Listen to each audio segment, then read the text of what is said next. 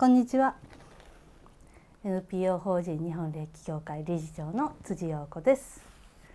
今日はね、エンパス体質の人の悩みランキングと対処法、どのようにしたらいいのかなっていう話を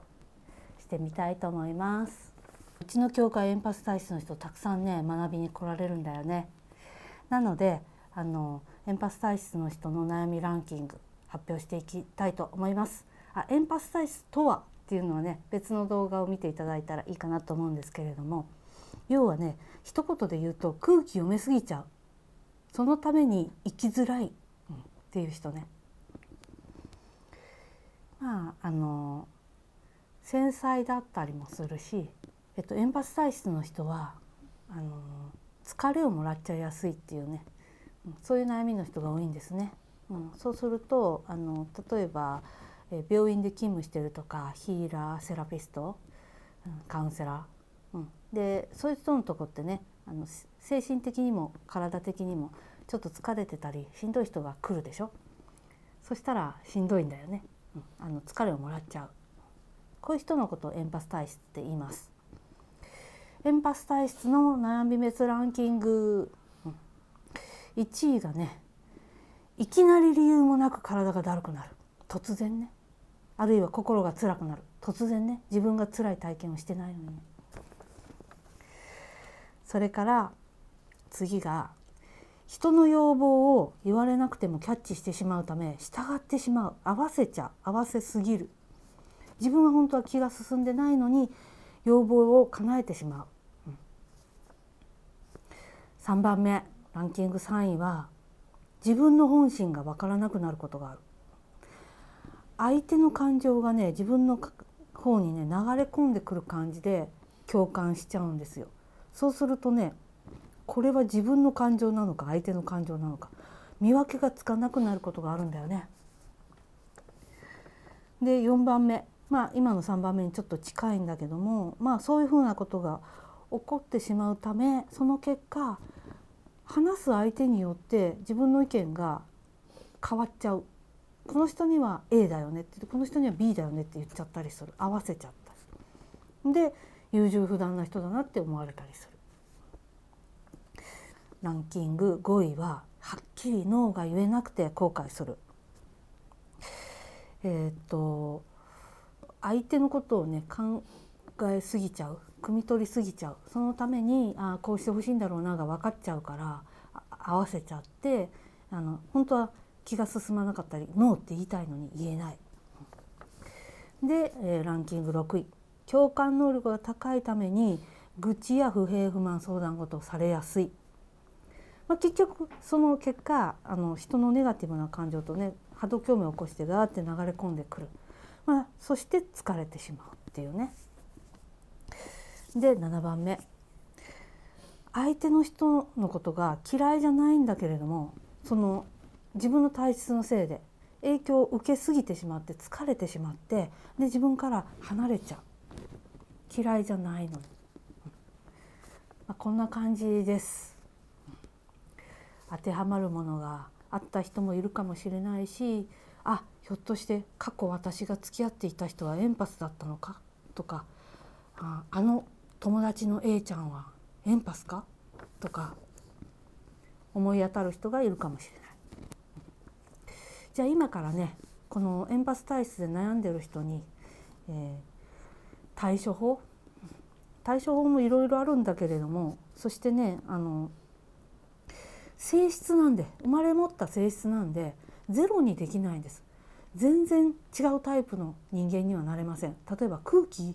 読まない、読めない、気にしない人にはなれないです。それは無理。だけども私なりにね、私何やってこれマシになったかなっていろいろ考えて、霊気もすごく役に立ったしね。あとエンパス体質とはっていう動画でも喋ってるんだけど、その相手と共振共鳴しちゃって流れ込んできたなっていうのにまず気づくってことね。で気づいたらその共振共鳴をイメージでねガッて断ち切るっていうのをね、何回もやっていくうちにだんだんそれがうまくできるようになってきて、多少マシになって、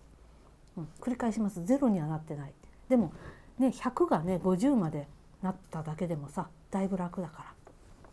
ら。でもね、それ以外の方法で何かいいのなかったかなって思い起こしてみるとね、こういうのがあった。2つあります。私ね、28歳ぐらいの時にね、嫌な時にノーっていう練習をねした。それを思い出しました。嫌な時嫌って言えないの。例えばどういう感じかっていうとね、ご飯を食べてお腹いっぱいっていう時に友達が遊びに来ました。で、陽子ちゃんケーキ買ってきたよって。で、人気店のケーキ並んで買ってきた、一緒に食べようって言われたら、ありがとね、ケーキ買ってきてくれて嬉しいよ。でも私さっきご飯食べたところでお腹いっぱいだからさ、後でいただくねって言ったって別に相手は気を悪くしないのに、当時の私は一緒に食べてほしいんだろうなって思っちゃって、お腹いっぱいなのにありがとう、じゃあ一緒に食べようって合わせたりしてたのね。で、友達ね、しばらくうちに行って喋って、じゃあって帰っていた後、調子悪い、食べ過ぎた、気持ち悪いみたいなね、そんなことよくなったりしてたんですよ。こういうのをね、勇気出してノーという練習をしました。目指すは10回。なかなか言えない人だったので、もう最初の頃は本当にね勇気が必要でしたね。で、言って相手がね気を悪くしたらどうしよう。気を悪くしたらそれもね敏感に察知しちゃうじゃない。これがまたね嫌なのよ。首から上だけ気を悪くしてないように相手が装っても、今嫌な気分になったじゃんっていうのがね分かっちゃうんだよね。これが嫌でさ、だからノーと言えなかったんだけども、頑張ってね10回練習すると克服できます。ノーが言えるようになります。あとノーと言っても意外と大丈夫っていう確認にもなります。なので、私はそんなことやりましたね。それからね、もう一個はね、これは霊気関係ありますけど、呼吸法をやりながらオーラを大きくするっていうのをイメージでするんですよ。そしたらね、エネルギーの法則的にね、オーラが強く大きいものは相手の影響を受けなくなります。むしろ自分が影響を与える側になります。シーソーバランスでね、2人の人がいたらよりエネルギーが強い方が弱い方に影響を与えるんです。これ間違わないでください。ポジティブな方がネガティブな方に影響を与えるとかじゃないんです。ネガティブだろうがポジティブだろうがエネルギーの種類じゃなくて強さです。エネルギッシュな人の方がこの人に比べてエネルギッシュじゃない人の方に影響を与えるんです。つまりこの人は、もしこの人がエンパスだったらこの人のエネルギーをガーって受けちゃうわけです。で、これがネガティブだった場合、ネガティブ&エネルギッシュだった場合、この人はうわって受けてしんどくなるわけです。なので、結界を張るような技法も霊気の中には出てくるけれども、それよりも私はむしろ自分の方がパワフルに強く、